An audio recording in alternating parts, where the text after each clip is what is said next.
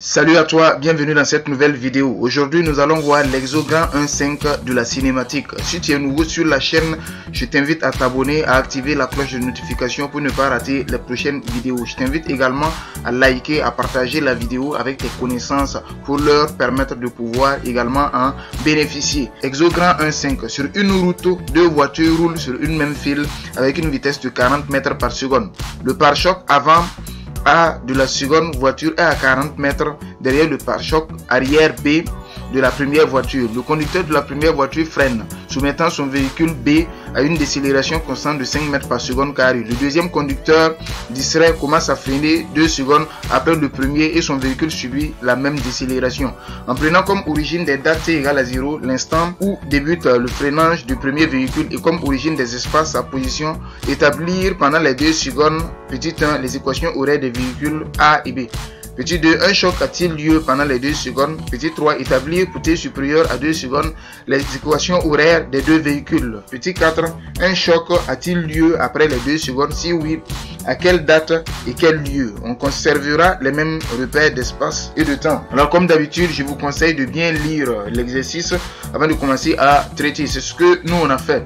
Donc on a relevé les données. Donc on dit que sur une route, deux voitures roulent sur une même file avec une vitesse de 40 mètres par seconde. Donc on a une voiture A et une voiture B qui roulent sur la même file avec tous les deux une vitesse, une vitesse de 40 mètres par seconde. Donc on dit le pare-choc avant A de la seconde voiture est à 40 mètres derrière le pare-choc arrière B de la première voiture. Donc ça veut dire la distance AB égale à 40 mètres. On dit le conducteur de la première voiture freine, soumettant son véhicule B à une décélération constante de 5 mètres par seconde.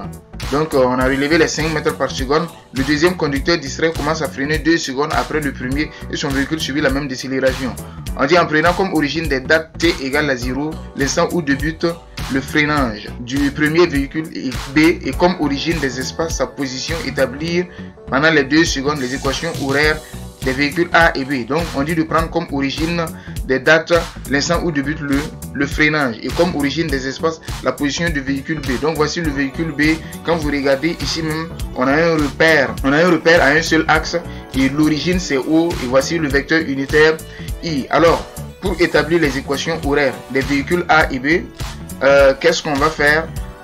On va déterminer la nature des mouvements. Alors pour le véhicule A, le véhicule A donc roule à la vitesse constante. Donc avant le freinage, le véhicule A roule à la vitesse constante de 40 mètres par seconde puisque il a été distrait 2 secondes et c'est après les 2 secondes qu'il a commencé à freiner. Donc pendant les 2 secondes, le véhicule a un mouvement rectiligne uniforme. Donc son équation horaire sera de la forme XA égale à VAT plus X0A. Donc la vitesse de A, donc c'est une vitesse constante, donc c'est 40 mètres par seconde, ça fait 40 et moins 40. Si on prend comme origine des espaces la position du véhicule B, donc voici l'origine.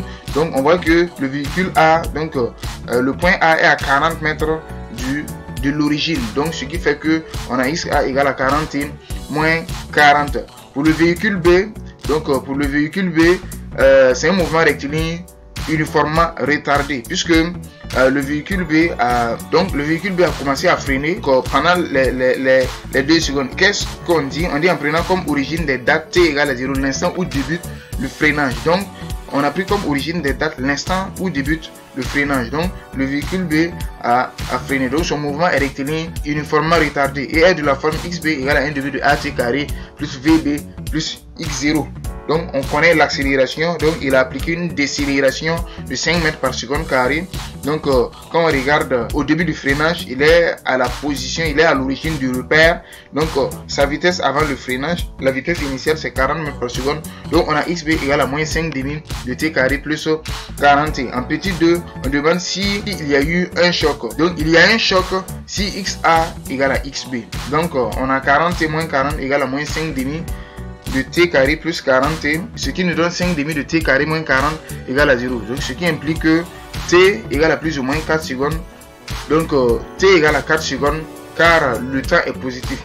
Or 4 est supérieur à 2 secondes. Le temps d'inattention c'est 2 secondes. Or si on va considérer que le véhicule B freine et que le véhicule A continue avec la même vitesse sans freiner, donc le choc aura lieu à un temps t égal à 4 secondes. Donc pourtant on dit que son temps d'inattention c'était uniquement 2 secondes. Donc on voit que 4 est supérieur à 2 secondes, donc il ne peut pas y avoir de choc. En petit 3, on dit établir pour t supérieur à 2 secondes les équations horaires des deux véhicules. Alors pour t supérieur à 2 secondes, l'équation horaire du véhicule B reste inchangée, puisque lui il a commencé à freiner, lui il a freiné jusqu'à l'arrêt. Donc l'équation horaire de B reste inchangée puisque le repère d'espace et le repère de temps n'a pas changé. Si vous regardez en bas, on dit on conservera les mêmes repères d'espace et de temps. Donc le repère d'espace et le repère de temps n'a pas changé. Donc xb égale à moins 5 demi de t carré plus 40t. Par contre, le véhicule A commence à freiner 2 secondes après le premier. Donc pendant les 2 secondes d'inattention,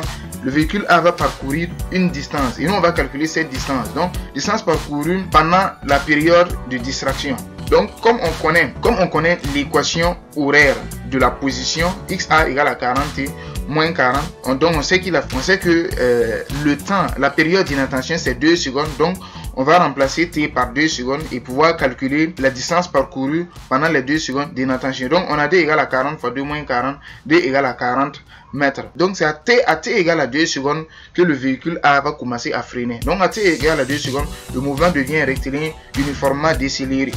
Et nous on va changer l'origine des espaces. Donc une autre origine des espaces, ça sera à partir de t égale à 2 secondes. Et quand l'origine des temps est différente de 0, comme c'est le cas ici, t égale à 2 secondes différent de 0, donc on va appliquer, puisque à t égale à 2 secondes, le mouvement devient rectiligne uniformément décéléré. Donc ça sera de la forme 1 demi de at carré plus v0 t plus x0. Mais ici, notre temps initial est différent de 0. Donc on va appliquer xa' égale à 1 demi de a facteur de t moins 2 plus au carré plus v0 facteur de t moins 2 plus x0 avec v0 égale à v égale à 40 mètres par seconde et x0 égale à 40 mètres, puisque pendant les 2 secondes d'inattention, le véhicule a parcouru une distance de 40 mètres. Donc si on remplace, on aura xa' égale à moins 5 demi facteur de t moins 2 au carré plus 40 facteur de t moins 2 plus 40. Donc au final on a xa'.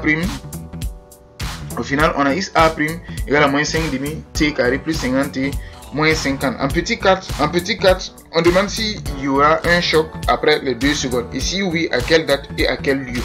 Donc, pour qu'il y ait choc, il faut que xa' soit égal à xp. Donc, c'est ce qu'on va faire. Donc, on a moins 5 demi de t carré plus 50t moins 50 égale à moins 5 demi de t carré plus 40t. Donc, ce qui nous conduit, quand on résout, donc on obtient t égale à 5 secondes. Donc, il y a choc 5 secondes après le début du freinage. Le lieu du choc, au lieu du choc, ils vont avoir les mêmes positions. Donc ce que nous on va faire, on va prendre l'équation horaire du véhicule A et remplacer par la date à laquelle on aura le choc. Donc on a le lieu du choc, on va calculer x de 5, donc qui est égal à moins 5 demi fois 5 au carré plus 50 fois 5 moins 50. Donc on a x de 5 égale à 137,5 mètres. Donc il y aura choc 5 secondes après le début du freinage et le lieu du choc c'est à 137,5 mètres de l'origine O. Nous tirons vers la fin de cette vidéo. Je vous remercie pour votre attention et je vous demande de liker, surtout liker la vidéo pour nous soutenir. Prenez le temps de vous abonner. Je remarque qu'il y a beaucoup de gens qui suivent la vidéo mais qui ne sont pas des abonnés. Donc je vous invite à vous abonner, à liker la vidéo et à activer la cloche de notification. À la prochaine pour une autre vidéo.